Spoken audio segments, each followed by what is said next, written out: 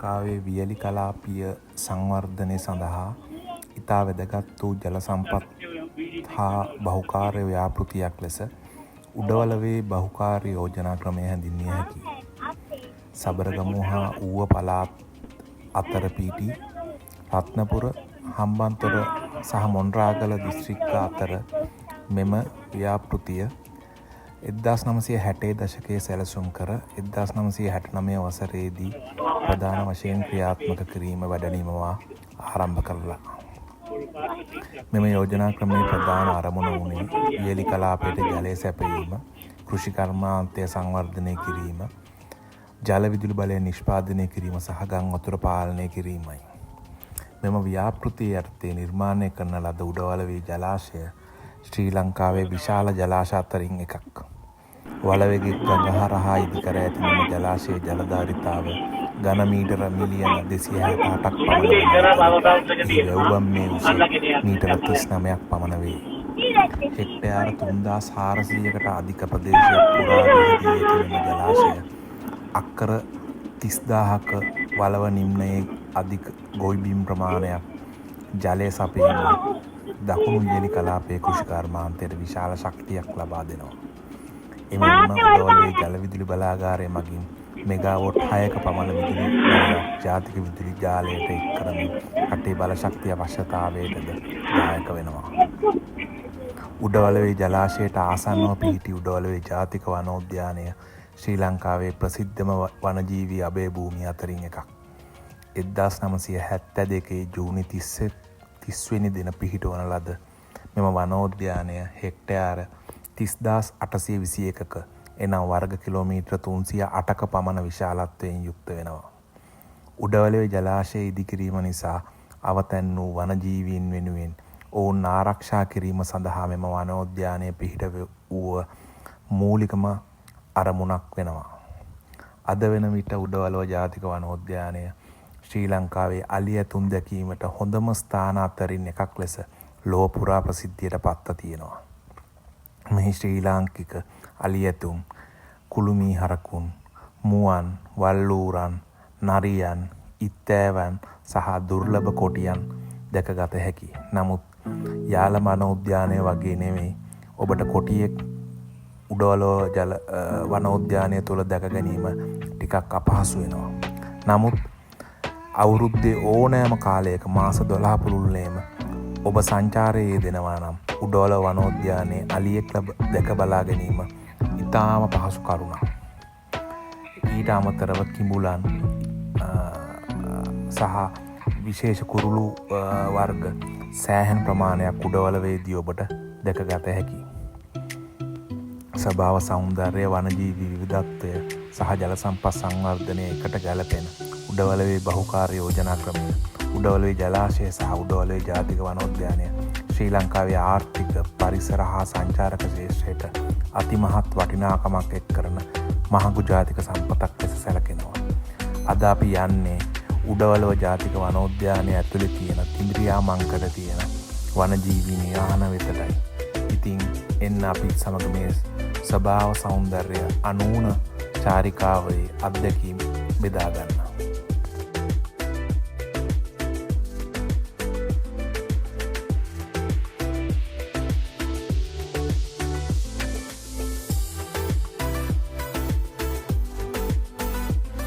ඔන්න දැන් ඇවිල්ලා අපි උඩවලව ජාතික වනෝද්‍යානයේ එන්ට්‍රන්ස් එකට.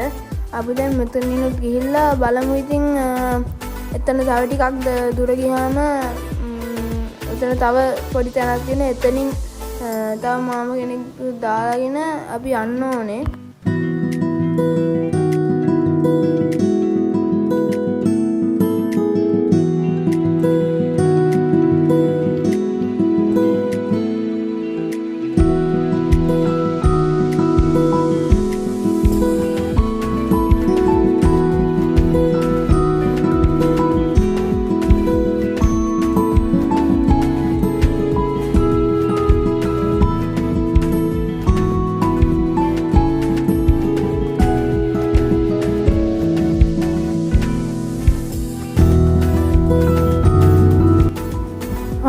මෙන්න මෙතන තලියෙක් ඉන්නවා. එයා නම් මං හිතන්නේ කලින් අලියට වඩා ටිකක් ලොකුයිද මන් දන්නේ. එයා එන්න ශක්තිමත් අලියෙක් කියලා හොඳටම පේනවා. පොඩ්ඩක් එයා දුරයි. ඔයාට හොඳ කැමරා තියෙනවා නම් හොඳ ෆොටෝ එකක් මේ ඔයාට මතක තියාගන්න පුළුවන් විදිහට ගන්න පුළුවන්. ඔයගොල්ලොත් ඇවිල්ලා බලන්න.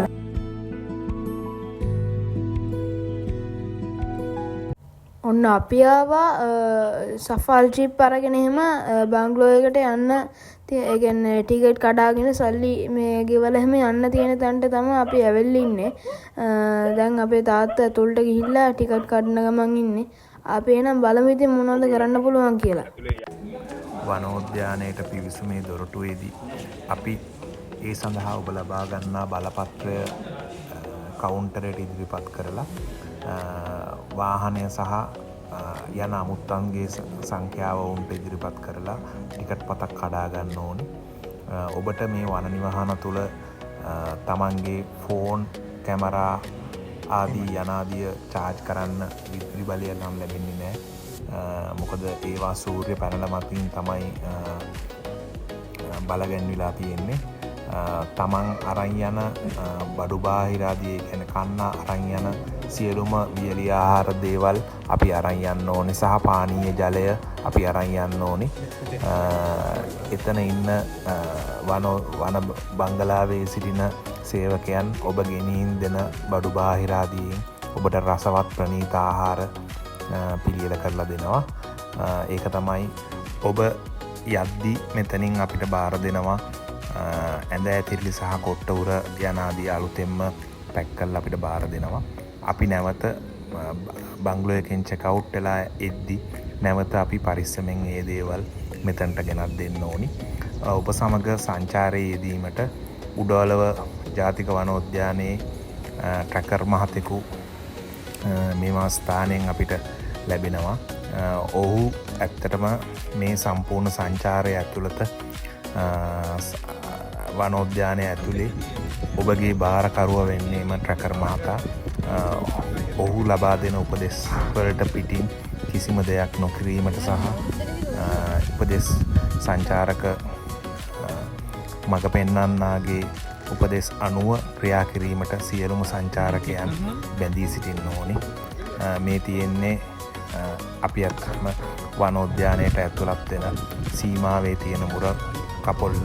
ඒකට බීට්ටු කාර්යාලයක් කියලා අපි කියනවා. දැන් තමයි අපි වනෝද්‍යානය ඇතුළට ඇත්තටම හරියටම ඇතුළු වුණේ.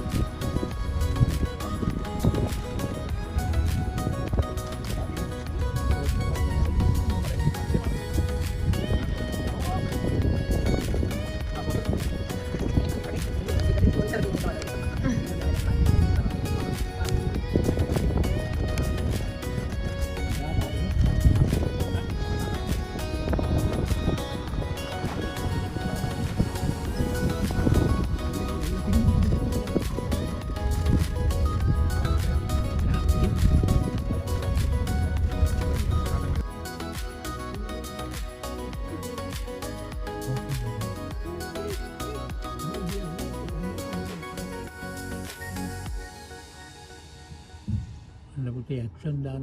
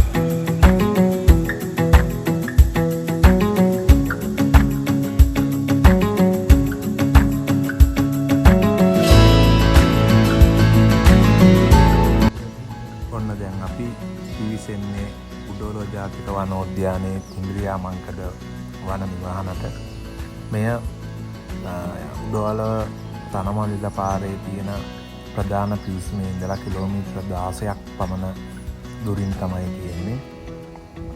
ඇත්තටම මේක උඩවල ජලාශයේ ඉහළ ජල පෝෂක ප්‍රදේශයේ ඒ කියන්නේ වලවේ ගඟය ඉහත්තාවේ තමයි මෙම සුන්දර වන ජීවී නිවහන පිහිටලා තියෙන්නේ.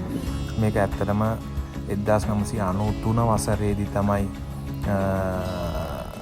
ගොඩනංවල සංචාරකයන්ට විවෘත කරලා තියෙන්නේ. වලවේ ගඟේ ඉහත්තාවෙන් උඩවලෝ ජලාශයට මායිම් වෙලා තියෙන මෙම සුන්දර වනජීවී නිවහන ඇත්තටම ඉතාම මනස්කාන්ත පරිසරයක පිහිටි වනජීවී නිවහනක් කියලා අපිට හඳුන්වන්න පුළුවන්. මෙම වනජීවී නිවහනේ දෙපාර්තමේන්තුවට අදාළ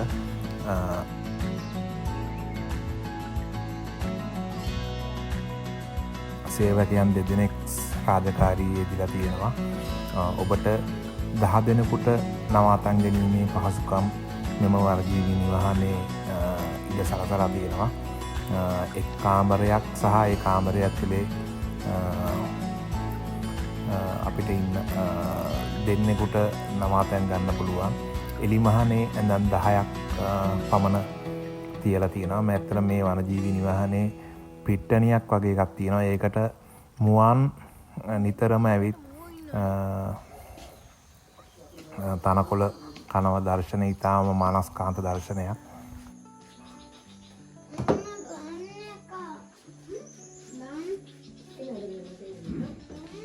ඔන්න දැම්ම යන්නේ ඔයාට මේ බංගලාවේ සිරියාව නරඹන්න පුළුවන් තැනක්. මේක ජලාශය වතුර වැඩි වෙනකොට මේක ටැංකියක් වගේ පිරෙනවා.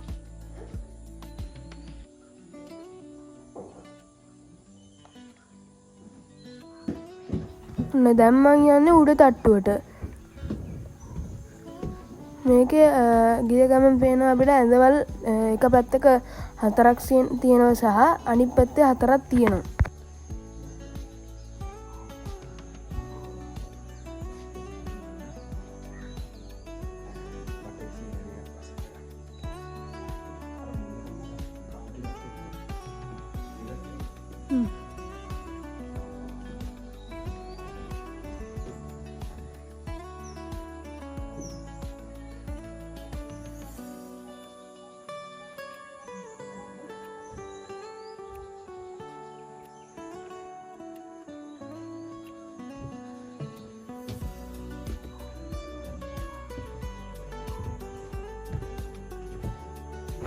දැන් මං යන්නේ උඩ තට්ටුවේ තියෙන ඇතුල් කාමරයට. මේක ඇඳවල් 2ක් තියෙනවා. තව අපිට බඩු තියන්න පුළුවන් පොඩි රාක්කයක් එකක් තියෙනවා. ඊට පස්සේ වාට රෙදි තියන්න එහෙකුත් තියෙනවා. මේ කොහොමත් net දෙකකුත් තියෙනවා. තව මේ කණ්ණාඩියක් තියෙනවා.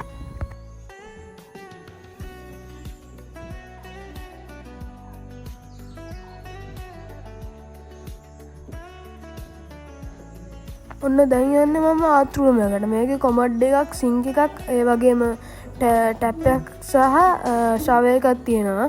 මේ බංගලාවේ ඔබට වොෂ්රූම් 2ක් සපයා ගැනීමට හැකියාව තිබෙනවා.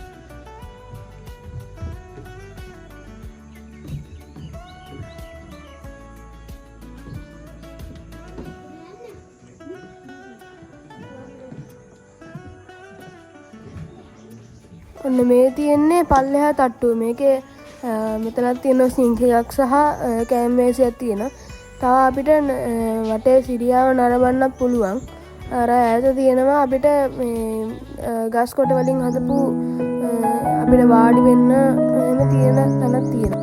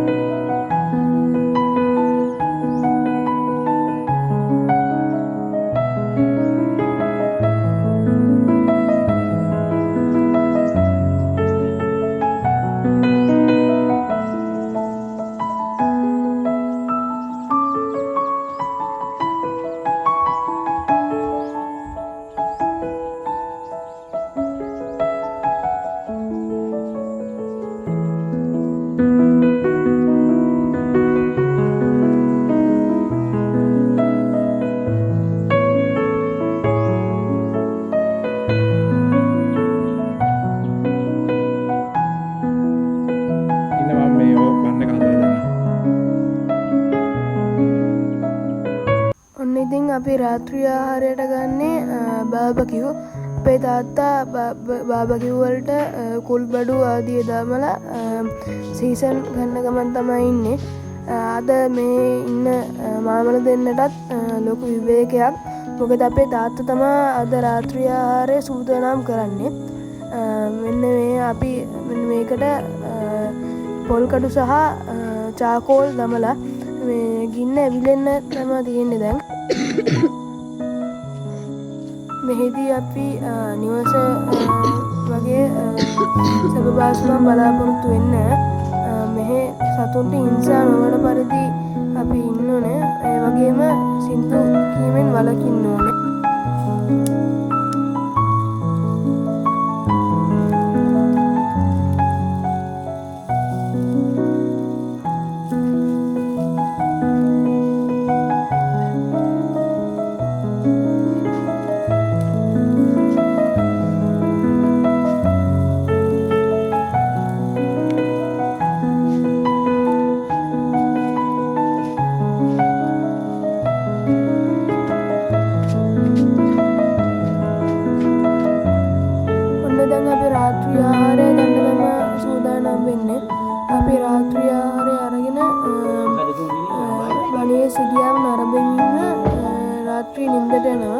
අපි හෙට උදේම හම්බෙමු. සුබ දේශනක් යාළුවනේ. ඔන්න දැන් අපි නැගිටිනකොටම මෙහි සිටින මාමලා අපිට උදේ ආහාරය සකසලා තිබ්බා. ඉතින් උදේට තියෙන පුදුමාකාර සිරියාවක්. දැන් අපි උදේ ආහාරය ගන්න තමයි හදන්නේ.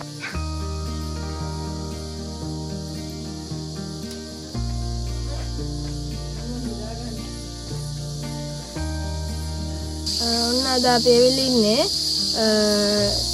උඩවල ජාතික වනෝද්‍යානයේ කිදිරියම් මංකඩ බංගලාවට තමයි අපි ඇවිල්ලා ඉන්නේ. අපි ඊයේ තමයි ආවේ. ඕනට දණ්ඩමත් ඇහෙනවා ඇති මේ කැලෑවේ රහයියන්ගේ නැත්තම් එක එක සතුන්ගේ මේ ශබ්ද ඇහෙනවා.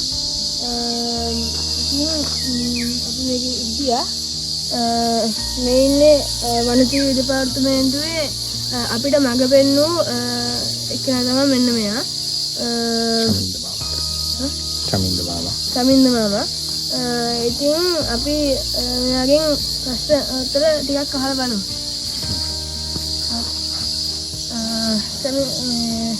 චමින්ද මහත්තයා මේ දෙපාර්තමේන්තුවට පැදිලා කොච්චර කල්ද?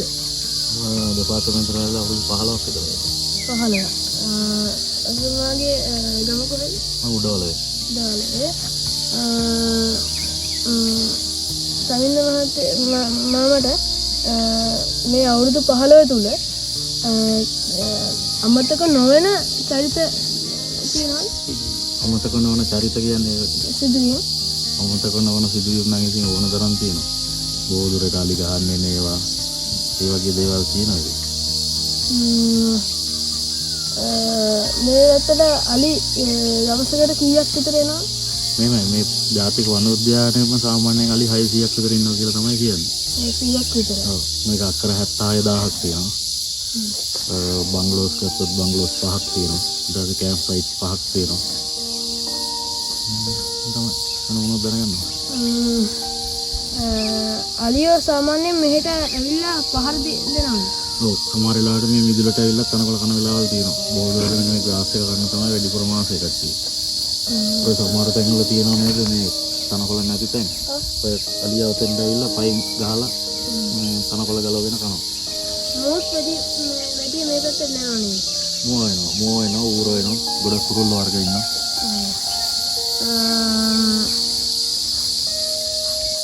චමින්ද මාමට මේ අවුරුදු 18 තුල තියෙන සුවිශේෂී සිදුවීම් මතකයක්.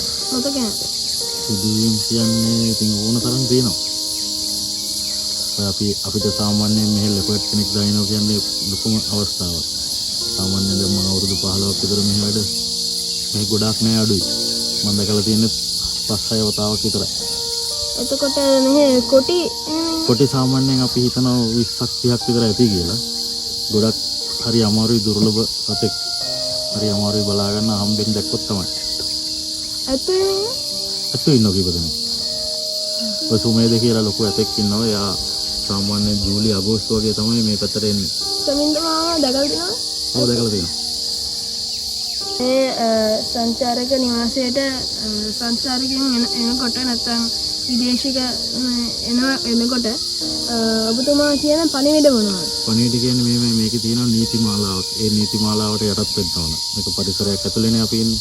පරිසරය විනාශ වෙන්නේ නැති විදියට තමයි අපි මේකේ හැසිරෙන්න ඕන. කෑ ගහන්න බෑ, සින්දු කියන්න බෑ හයියෙන්. ඒ වගේ දේවල් ඊට පස්සේ ගිනිමල පත්තු කරන්න බෑ.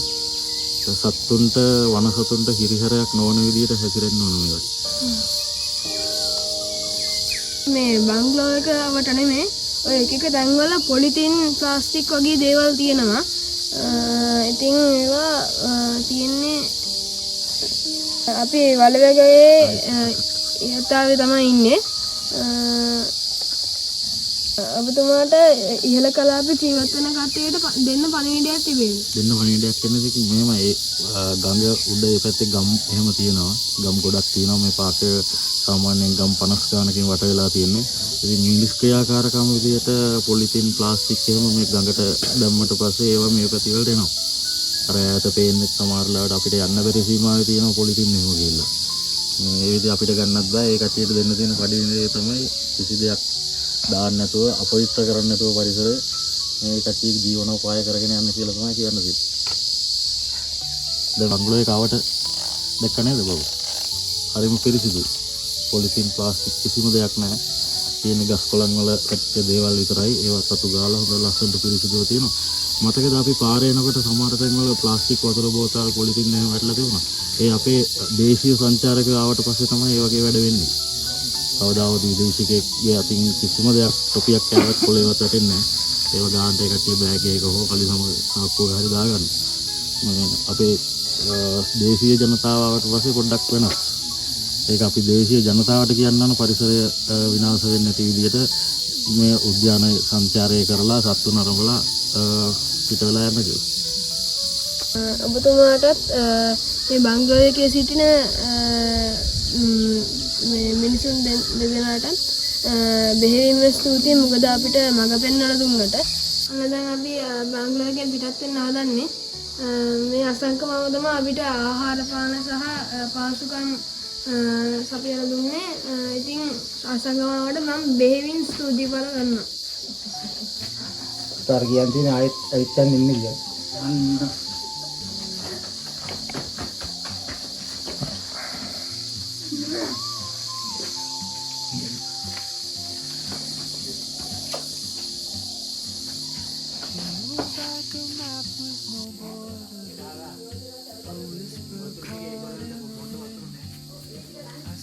Outside the corner cafe, with no